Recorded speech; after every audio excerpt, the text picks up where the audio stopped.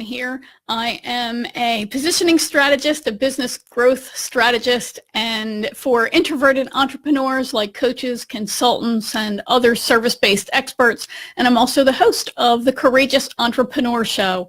That's the show that shares information and inspiration to help you break free from self-doubt, limiting beliefs and disempowering patterns, and break through to create the thriving, successful business you dream of and deserve.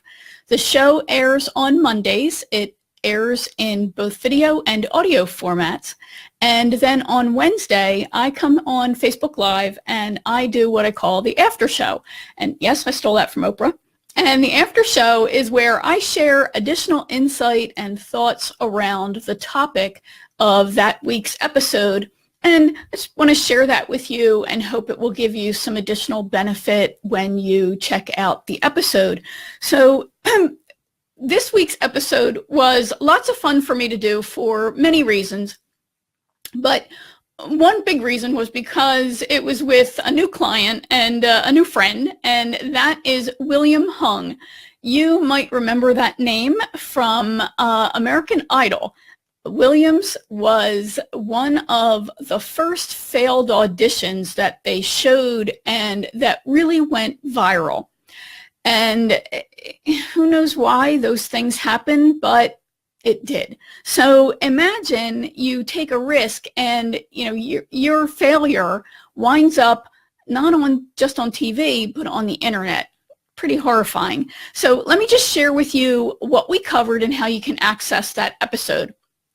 So that episode aired on Monday, and you can find it on my website at winnieanderson.com/opportunity, and I'm going to share the link in the comment area so you'll be able to access that easily, especially if you're watching on replay.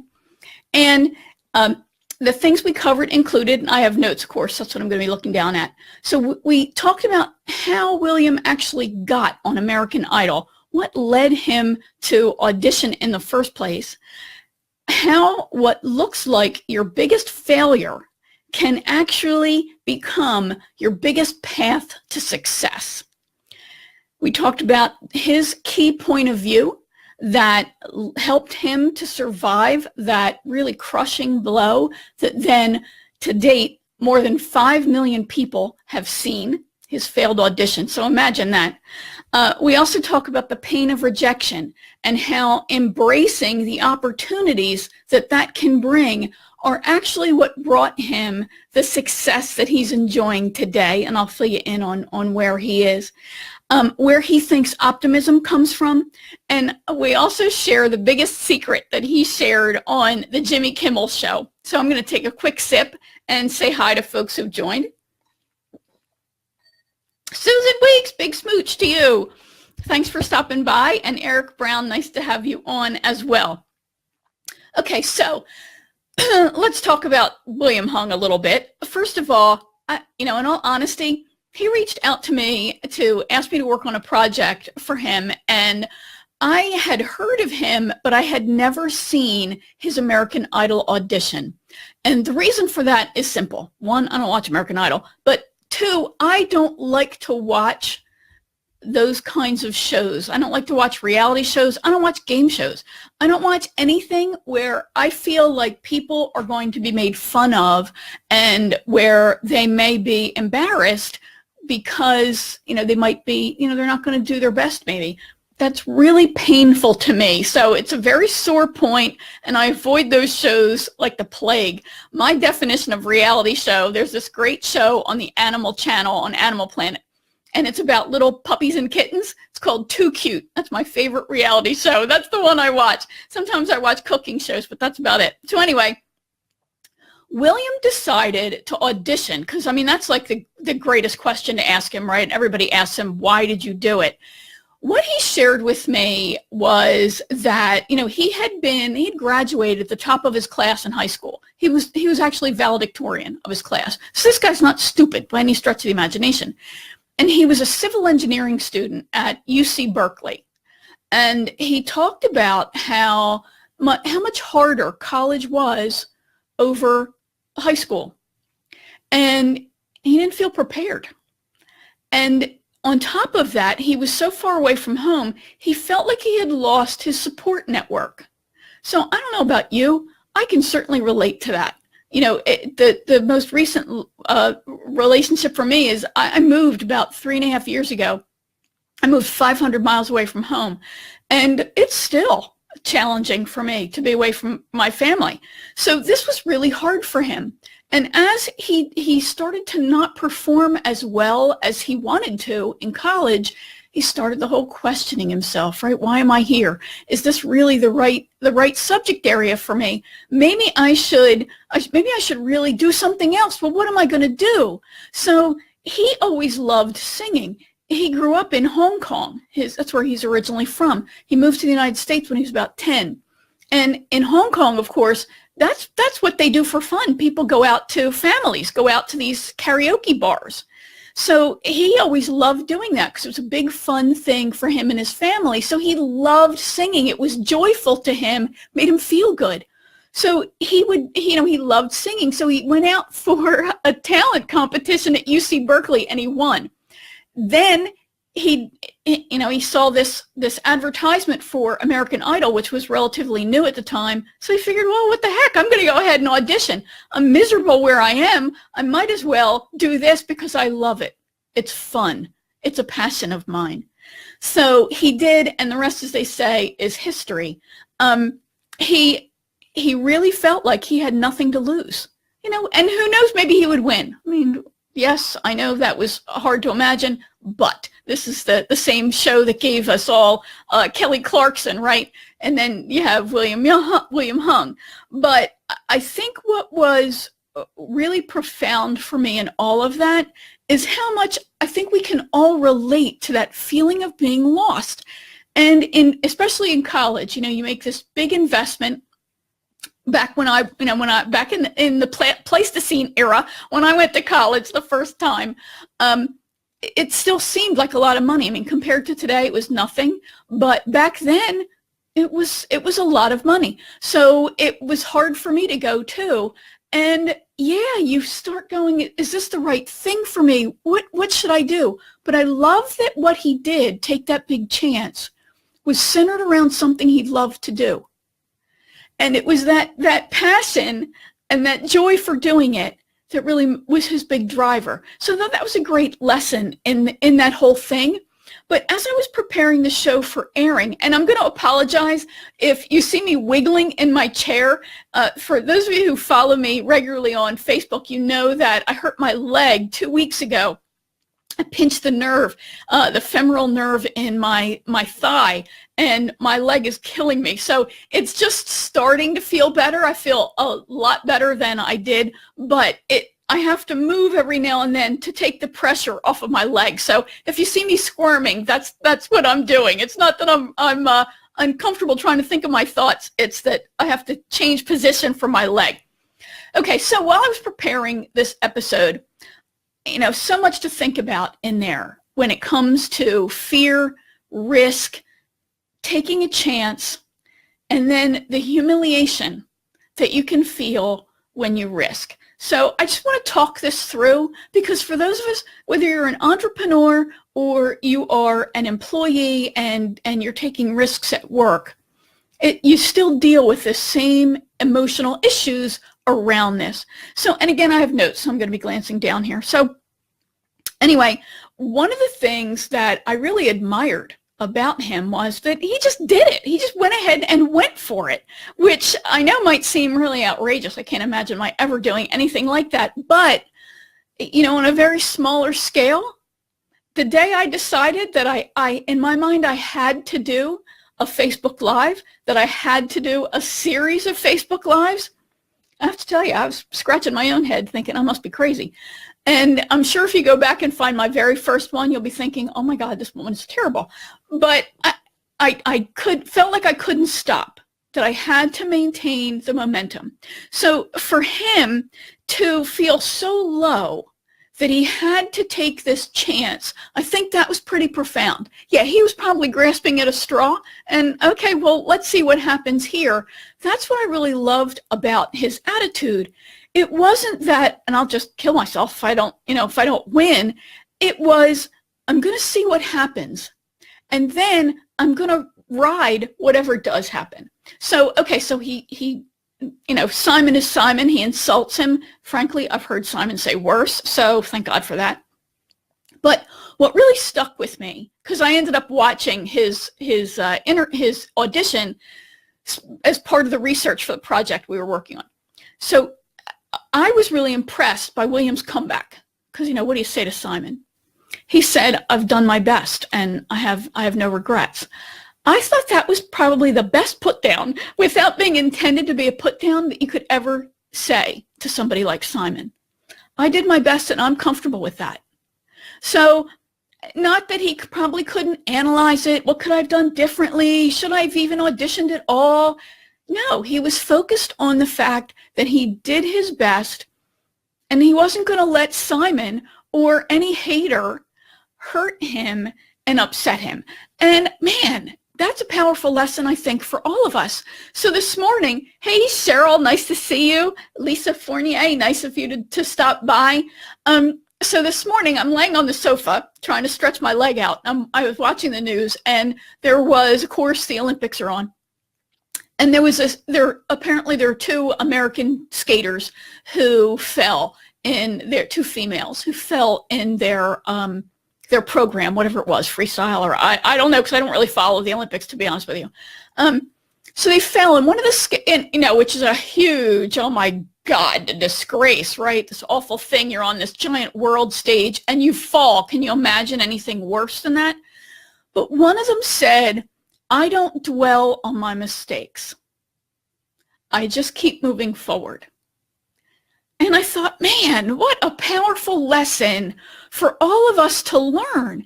I don't dwell on my mistakes. Now, I'm not saying that you're not going to reflect and think, what could I do better? Actually, after I do every episode, every live stream, I sit down and I make a couple of notes about what I would like to do differently the next time, so I can stay focused on pursuing excellence. See, the problem with getting caught up in perfectionism, and that's one of the things that can keep us from taking risks. And I want to talk a little bit about risks and rewards as well. So one of the things, though, that can keep us from taking risks is this fear of what's going to happen. And then it's called ruminating, the constantly thinking about what did happen. Because I don't know about you, but I'll bet if I asked you if you can remember one of the worst things that you ever did, one of the worst mistakes you ever made at work, I'll bet you could instantly tell me. I'll bet if I asked you one of the most embarrassing things that happened to you in high school, I'll bet you could instantly have that at the tip of your tongue, right? But if I asked you the greatest thing that you ever did at work, the thing that you were most happy about and proud of, that might take a little bit more time to think about, because for some reason, we spend more time thinking about our past mistakes and negatives than we do thinking about our positives. Now, there's a lot to learn in our mistakes, and often it's the greatest lessons that we have to learn come out of our mistakes, right? But mistakes and failure, they're really a man-made construct. I would have to challenge you then to see how you were going to define success for anything that you were moving forward on. Did you have complete clarity about the outcome that you wanted to have? So I'll give you a crazy example. So some of you know I used to be a recruiter. I was a recruiter. Cheryl and I actually worked at the same hotel. I was a recruiter for a casino hotel in Atlantic City. And I approached every interview, no kidding, I approached every interview with the attitude that, first of all, I knew that out of the number of people I was going to interview, only a small fraction would ever even be referred on to the hiring department. That was just, the nature of being selective. But I wanted every person to leave that interview feeling good about my company. Because on the one hand, I wanted them to do my work for me. I wanted them to be out talking about the company so that I would get applicants because they were saying good things. I also wanted them to someday be a customer. So I wanted to make sure, and I wasn't the only person, the whole recruiting staff approached it this way. We wanted to make sure that people would think positively about us as an organization and say nice things about us. So that was part of why and how we constructed the recruitment experience and the application process. And I know most companies don't approach it that way. So that was how we defined success, that not only would we potentially get maybe not the best candidate for this job, we would have potential candidates for other positions, but they would be out there spreading the word about us. So when you're going to take a chance, like do a Facebook Live, how are you defining success? So for that first one, for the first Facebook Live, my definition of success was to get it done. Right, to do it and to remember most of the information that I was going to share. That's a pretty low bar for success. But you know what? Based on that, I succeeded. Did I get clients from that very first one? No. But you know what? I've gotten clients since. I've had clients who've told me, I watched an entire series of your Facebook Lives and I know I want to work with you. So what we're looking at now is this issue of risk versus reward. And often what happens, so William took this giant risk that he auditioned for this show. Of course, he really didn't know his failed audition would be on TV. That happened later. So he took this risk, and this was a big risk with a big potential reward. Attention, the potential for winning, so there's a financial gain, the making connections among the people who you end up competing with. You never know where this is going to lead to. His failed audition, he was on all the major talk shows, Jimmy Kimmel, Ellen, The Tonight Show when Jay Leno hosted it. He was on Howard Stern. He was on Ryan Seacrest has a show. He was on Ryan Seacrest's show. So how many winners were on those many shows? So you look at risk and you measure then the potential reward. And it's okay if you're not going to audition for American Idol, right? It's okay if you feel doing a Facebook Live is too much of a risk for you. What you're going to do then is you're going to take a lower risk opportunity. It's going to have a lower potential for a return on that investment, but that doesn't mean that it's not going to pay off for you. That's where the clarity comes from in defining success and understanding your level of expectation and what do you think is going to happen and could happen for you. So just I'll give you an example. So maybe writing a blog post, right? You might feel so uncomfortable about putting yourself out there that to you, writing a blog post is a high-risk activity. For other people who've written a lot of blog posts, and I've been blogging since, practically since blogging started when I worked at the agency I worked for. I even started a blog before I worked for the agency. For me, writing a blog post is a low-risk activity. So it has a relatively low or slow return on investment. So if you can imagine, a grid and you're tracking the risk versus return, I'm going to encourage you to start out with a low risk activity for you because that low risk for your brain is a high risk. So, where other coaches and other gurus out there are telling you, you got to make the big leap. You've got to do this. No, you don't. Don't listen to them because they don't fully understand you. I work with people who are introverts and people who are shy or, who define themselves in that way, introverted, shy. And for them, taking what others would perceive as a small step is a big step. So know that that's okay. Understand, though, that the rate of return might be slower or lower. But what you're doing is you're building up your muscle, your risk-taking muscle, so you can start taking higher risks and high returns. So in that case of William being on American Idol, that was certainly high risk and high return. He was playing to win, right? At some point in our lives, we have to ask ourselves, and this might be a good cocktail exercise for you tonight, are you playing to win or are you playing not to lose? This issue of playing not to lose happens in every business and in every career, because at some point you've built up a level of success and maybe you're at a plateau and you know now that you have to change, you have to do something. But you start being afraid of losing what you've already built. That's when you start playing not to lose.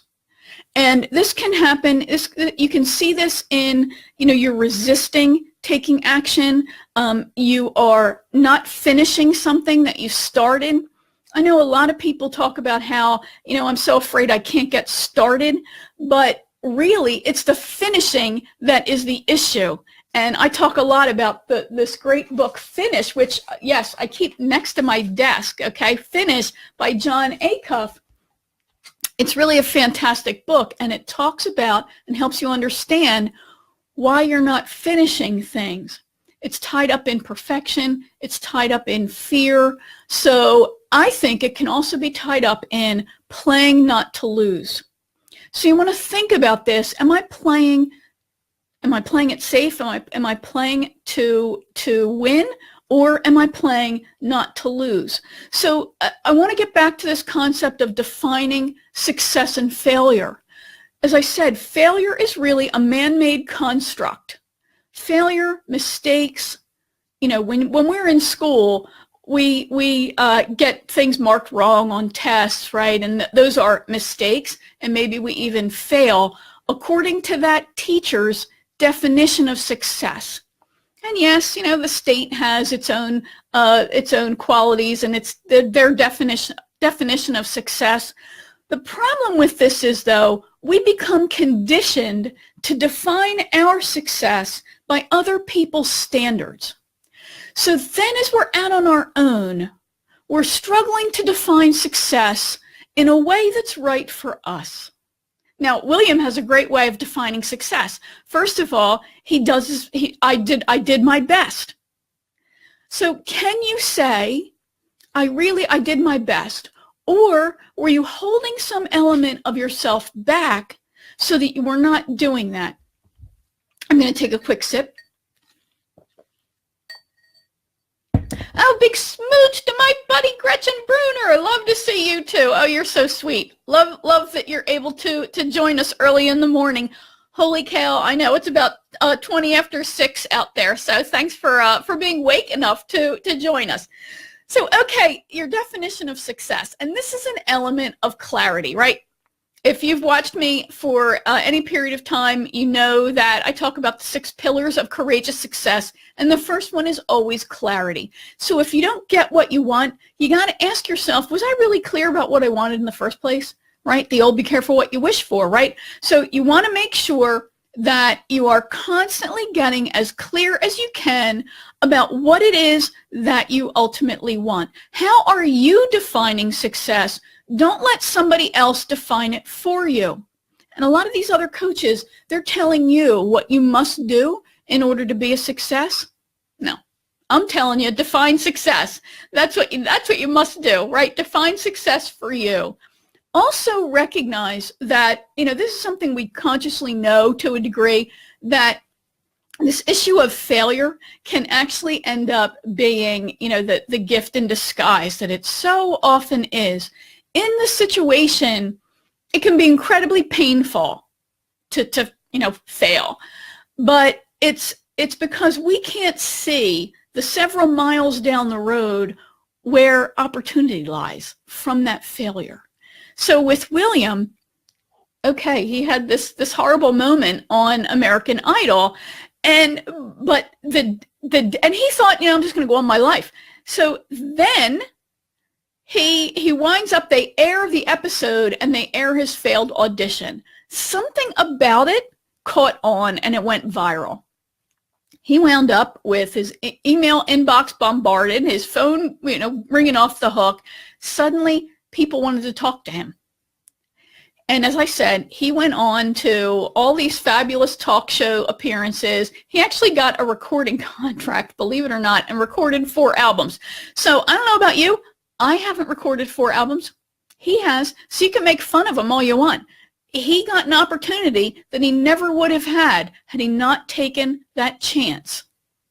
So while it's incredibly painful to put yourself out there, especially for those of us who are introverted, shy, or more reserved, I know how painful it is, right? But it's the what are you going to learn, and that you never know what opportunity that's going to lead to. So when I started my first podcast, and the Courageous Entrepreneur Show is my second, I started my first podcast for a lot of reasons I won't go into. I started to get people to call me and say, oh my gosh, how did you do that? I would never, ever do that. Can you teach me how to do it? I had a company reach out to me and say, hey, how about being on a commercial for us? I'm not kidding. I did 2 audio commercials for the hosting company HostGator. Now, how wacky is that? It never would have happened had I not done that podcast. So yeah, it wasn't fabulous, my podcast. It wasn't the greatest show on earth, but it led to fantastic opportunities for me, and it led to tremendous learning. I've used the example before. You didn't stop learning how to walk because you fell way back when you were trying to learn how to stand up. Right? You didn't go, oh, well, I guess I'm just not meant to walk. I'm just going to have to sit here for the rest of my life. Of course not. You kept trying. You kept going because it's in you, and it has to come out. So know that your message has to come out. And I was thinking about this morning when I was getting dressed. God has given each of us a mission. I really believe that. We were given a mission, and we were given a message. Think about the hero's journey, right? It's true for a reason, because we're all on one. So God gave you this mission. He needs you to do it. He needs you to do it for a lot of reasons. One is for your own growth. One is because, of course, if he spoke, he'd blow the head off of the people who hear him. So he needs you to do it. If you resist it, and if you don't do it, you'll continue to be haunted by doing it, but also he's going to have somebody else do it. He's got to have the people that you would impact be impacted, because they can't do what they were meant to do until you get your message out. So, we all play a role in this crazy world, and if you refuse to play your role, other people can't live to their full potential. So on those days when you're like, oh God, I really don't want to do this, you've got to force yourself to do it somehow. And I believe that happens through micro movements, right? Where we just take small actions every single day to continue to move forward. And more scientific studies are proving that that's actually true. And yeah, so Sue Weeks says, podcasting is great for creating opportunities. I'm telling you, and Sue has a fantastic podcast built around a passion, a hobby of hers. It's called Stitchery Stories. Now, okay, so this is a hobby show, right? It's had a bazillion downloads. She's getting these great opportunities because it's proof of performance. It's proof that she understands how to do a show. It proves that she can speak intelligently, right, about a great fun topic. It proves that she knows how to interview people. Hers is an interview show. So every action that you take radiates out skills that you have. And I'm going to tell you, this is exactly what was true for William. What people end up thinking about, and he talked about this on the show just a little bit. So when he did his audition and it aired, he goes to class, he's walking around campus. People aren't like pointing and laughing at him. He goes to his civil engineering course, and on the big screen, you can imagine hundreds of people in this class. On the big screen, they show his audition.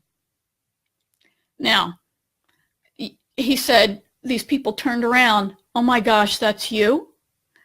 He could have been humiliated. What happened? they were impressed. You know, the first time I tried to do a Hangout. Remember when Hangouts was around? The first time I tried to do a Hangout and do a webinar through a Hangout, it was a massive technology failure. I had practiced a bunch of times. I was really ready, but the technology just bombed. As we know, technology can, right? I was mortified. I thought, oh, dear Lord, here I've just humiliated myself in front of, I must have had 20 people on. But you know what happened? People wrote to me and said, I'm so impressed that you took a chance to do that. I never would. No one thought less of me. On the contrary, they thought more of me. They saw me as a risk taker, which, no, I'm not. So know that people aren't making fun of you. They aren't laughing at you. Know that they're pretty darn impressed that you're doing something that they wouldn't. Now, are there haters out there? Absolutely. And you know what I have to say to them? Screw them. I'm dead serious. That's sad that they take joy out of a mistake, a failure, whatever you want to call it, of yours. Feel bad for them. Pray they get some help soon. And be happy that you gave them something to mock. But know that the majority of people are going to be impressed by you, that you took action and that you took a chance. So you want to make sure, I'm just glancing at my notes here so I can wrap things up. Take failure out of your vocabulary. Take mistake out of your vocabulary and replace it with, I didn't get the results I wanted. That's it. I didn't get the results I wanted. So then you're going to go back and go, was I not clear about what I wanted? How can I get the results I wanted? How can I get closer to getting the results that I wanted? And then I want you to keep focused on these 6 pillars of courageous success, right? Clarity, beliefs, environment, strategy, skills, and action. Those are the 6 pillars of courageous success. The other thing that I want you to think about is your own beliefs. What beliefs do you have? Are you speaking positively and creating a strong internal environment? But you also want to think about, this issue of risk and reward. And is there something that you're actually resisting taking action on? And this push me pull you experience, this tug of war between what you want and what you're not taking action on. So if you know that you're resisting something, what I'd like you to do is go to the show notes for this episode, winnieanderson.com/opportunity. And I'm going to put that link in the chat area. And in the show notes, if you scroll through at the bottom, of course, listen or watch the episode. I have the video recording there. I have the audio recording, and you can listen or download the audio recording. But there's a link to a bonus there, a bonus worksheet that I've put together. I call it a Courageous Breakthrough Worksheet. And you can print that out, or you can type right in it. It has actionable fields. And you can work yourself through whatever you're currently resisting. So if you're resisting doing video, if you're resisting doing a Facebook Live, what are you resisting? And then answer every question. And if you're resisting answering the questions, that tells you something too. So that then should help you be able to take action. And remember, it's a small step. Don't let anybody tell you anything different, okay? Don't let anybody tell you about anything any different. A small step is going to lead to a big outcome for you. Recognize this balance of risk versus reward, risk versus payoff. Low risk may lead to a low return, and that's okay because you're going to continue to build on that and take higher risk and lead to higher returns. So make sure you go to winnieanderson.com/opportunity and get that bonus worksheet that's in there. And check out William's episode because it was a hoot. I really loved it. And stay tuned for other episodes. The Courageous Entrepreneur Show airs every Monday, and then I'm here on Facebook live every Wednesday doing the after show. If you would like to get help and get more information about working with me privately or as part of my small group, the Courageous Entrepreneur Club, you can just shoot me a message. I'm happy to talk to you about that and talk to you about how I can help you build your 6 pillars of courageous success. So have a great rest of the week. Love chatting with you. Thanks for being on. I know I went a little bit long today, and I'll catch up with you guys soon. Bye for now.